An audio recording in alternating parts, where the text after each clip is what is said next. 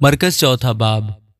वो फिर झील के किनारे तालीम देने लगा और उसके पास ऐसी बड़ी भीड़ जमा हो गई कि वो झील में एक कश्ती पर जा बैठा और सारी भीड़ खुशी पर झील के किनारे रही और वो उनको तमसीलों में बहुत सी बातें सिखाने लगा और अपनी तालीम में उनसे कहा, सुनो, देखो एक बोने वाला बीज बोने निकला और बोते वक्त यूं हुआ कि कुछ राह के किनारे गिरा और परिंदों ने आकर उसे चुग लिया और कुछ पथरीली जमीन पर गिरा जहां उसे बहुत मिट्टी ना मिली और गहरी मिट्टी ना मिलने के सबब से जल्द उगाया और जब सूरज निकला तो जल गया और जड़ ना होने के सबब से सूख गया और कुछ झाड़ियों में गिरा और झाड़ियों ने बढ़कर उसे दबा लिया और वो फल ना लाया और कुछ अच्छी जमीन पर गिरा और वो उगा और बढ़कर फला और कोई 30 गुना, कोई 60 गुना, कोई 100 गुना फल लाया।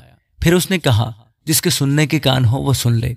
जब वो अकेला रह गया तो उसके साथियों ने उन 12 समेत उससे इन तमसीलों की बाबत पूछा।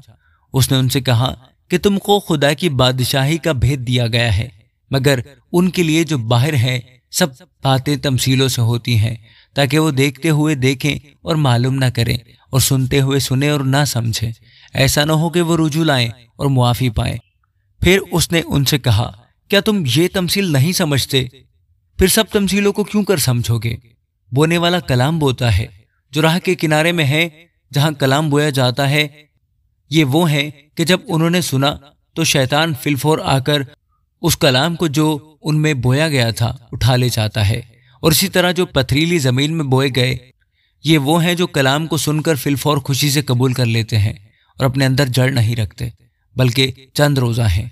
फिर जब कलाम के सबब से मुसीबत या जुल्म बरपा होता है तो फिलफोर ठोकर खाते हैं। और जो झाड़ियों में बोए गए वो और हैं, ये वो हैं जिन्होंने कलाम सुना और दुनिया की फिक्र और दौलत का फरेब और चीज़ों का लालच दाखिल होकर कलाम को दबा देते हैं और वो बेफल रह जाता है।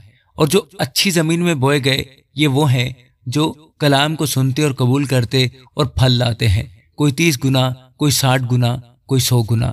और उसने उनसे कहा, क्या चिराग इसलिए जलाते हैं कि पैमाना या पलंग के नीचे रखा जाए? क्या इसलिए नहीं जलाते कि चिरागदान पर रखा जाए?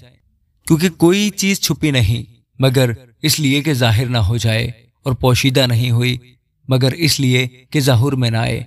अगर किसी के सुनने के कान हो तो सुन ले। फिर उसने उनसे कहा, खबरदार रहो कि क्या सुनते हो। जिस पैमाना से तुम नापते हो उसी से तुम्हारे लिए नापा जाएगा और तुमको ज्यादा दिया जाएगा, क्योंकि जिसके पास है उसे दिया जाएगा और जिसके पास नहीं है उससे वो भी जो उसके पास है ले लिया जाएगा। और उसने कहा, खुदा की बादशाही ऐसी है जैसे कोई आदमी जमीन में बीज डाले और रात को सोए और दिन को जागे, और वो बीज इस तरह उगे और बढ़े कि वो ना जाने। जमीन आप से आप फल लाती है, पहले पत्ती, फिर बालें, फिर बालों में तैयार दाने। फिर जब अनाज पक चुका तो वो फिलफोर दरांती लगाता है, क्योंकि काटने का वक्त आ पहुंचा। फिर उसने कहा कि हम खुदा की बादशाही को किस से तशबीह दें और किस तमसील में उसे बयान करें। वो राई के दाने की मानद है कि जब जमीन में बोया जाता है तो जमीन के सब बीजों से छोटा होता है, मगर जब बो दिया गया तो उगकर सब तरकारियों से बड़ा हो जाता है और ऐसी बड़ी डालियां निकालता है कि हवा के परिंदे उसके साया में बसेरा कर सकते हैं।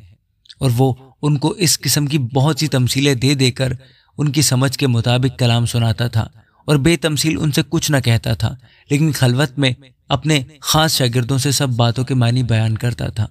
उसी दिन जब शाम हुई तो उसने उनसे कहा, आओ पार चलें।